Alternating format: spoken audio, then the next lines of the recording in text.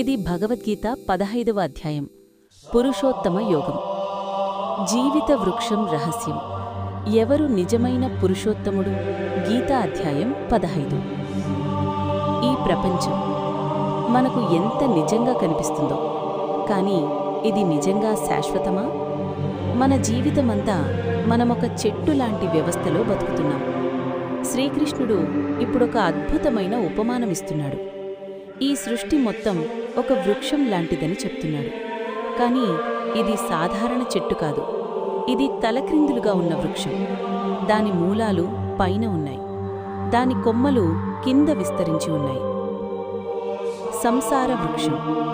ఈ వృక్షం మూలం పరమాత్మ, కొమ్మలు ఈ ప్రపంచంలోని అన్ని లోకాలు, ఆకు వేదాలు, ఫలాలు కర్మల ఫలితాలు. మనము ఈ వృక్షంలోని ఒక చిన్న భాగం మాత్రమే. మన కోరికలు ఈ చెట్టు కొమ్మలలా విస్తరిస్తాయి. మన ఆశలు కొత్త కొత్త శాఖలు పెంచుతాయి. కానీ ఈ చెట్టు శాశ్వతం కాదు. ఇది కర్మల వల్ల నిలబడుతుంది. ఈ వృక్షం నుంచి బయటపడడానికి ఒక ఆయుధం అవసరం. ఆ ఆయుధం ఆసక్తి.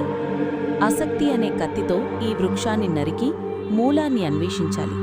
అంటే ప్రపంచంపై అతి ఆసక్తి తగ్గించాలి. ఇది నాది అనే భావం వదిలేయాలి.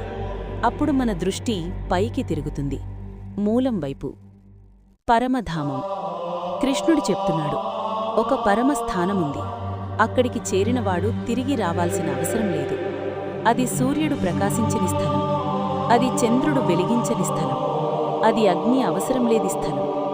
అది పరమాత్మ యొక్క ధామం. అదే మన అసలు గమ్యం, జీవాత్మ స్వరూపం. కృష్ణుడు ఒక గొప్ప సత్యం చెప్తున్నాడు. నేను, ఈ జీవులు నా అంశాలు. అంటే మనము పరమాత్మ నుంచి వేరుపడిన వాళ్ళం కాదు. మనలోని చైతన్యం అదే దివ్య చైతన్యం. కాని మనము శరీరంతో తాత్కాలికంగా కలిసిపోయాం. గాలి పుష్పం నుంచి వాసని తీసుకెళ్లినట్లు జీవాత్మ ఒక శరీరం నుంచి మరొక శరీరానికి ప్రయాణిస్తుంది. శరీరం మారుతుంది, ఆత్మ కొనసాగుతుంది. మనకు గుర్తుండదు మునుపటి జన్మ, మన ప్రయాణం. కాని ఆత్మ మాత్రం తన యాత్ర కొనసాగిస్తుంది. పరమాత్మ సర్వవ్యాపి. కృష్ణుడు చెప్తున్నాడు, నేనే సూర్యుడి ప్రకాశం, నేనే చంద్రుని కాంతి, నేనే అగ్నిలోని శక్తి, నేనే భూమిలో జీవశక్తి, నేనే జీర్ణశక్తి. మన శ్వాసలో కూడా అదే పరమాత్మ ఉన్నాడు. మనము తినే ఆహారం జీర్ణం కావడానికి కూడా ఆయనే కారణం. ఇది ఎంత అద్భుతమైన సత్యం! మనం దేవుణ్ణెక్కడో వెతుకుతున్నాం, కాని ఆయనే మనలో పనిచేస్తున్నాడు. క్షర, అక్షర, పురుషోత్తముడు. ఇప్పుడు కృష్ణుడు 3 స్థాయిలను వివరిస్తున్నాడు. క్షరుడు నశించేవాడు, అంటే శరీరంతో ఉన్న జీవులు. అక్షరుడు నశించని చైతన్యం. కాని వీటిని మించి ఉన్నాడు పురుషోత్తముడు. అతనే పరమాత్మ. అతనే సమస్తాన్ని ఆవరించి ఉన్న చైతన్యం. అతను సృష్టిలో ఉన్నాడు, సృష్టికి అతీతుడు. అతను శరీరంలో ఉన్నాడు, శరీరానికి పరిమితుడు కాదు. పురుషోత్తముణ్ణి తెలుసుకున్నవాడు సర్వజ్ఞుడవుతాడు. అతనికి జీవితం రహస్యం అర్థమవుతుంది.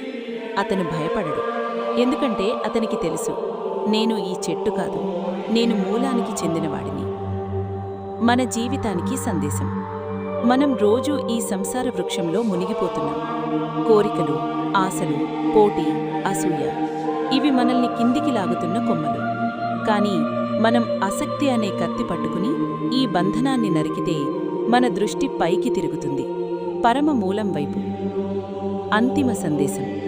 15వ అధ్యాయం మనకు చెబుతున్న గొప్ప సత్యం. ప్రపంచం తాత్కాలికం, శరీరం తాత్కాలికం, కోరికలు తాత్కాలికం, కాని మూలం శాశ్వతం. మన అసలు గమ్యం పరమాత్మతో ఏకత్వం. పురుషోత్తముని శరణు వెళ్ళినవాడు భయరహితుడవుతాడు. అతనికి జీవితం స్పష్టమవుతుంది. ఈ సంసార వృక్షం నుంచి బయటపడే ధైర్యమివ్వు.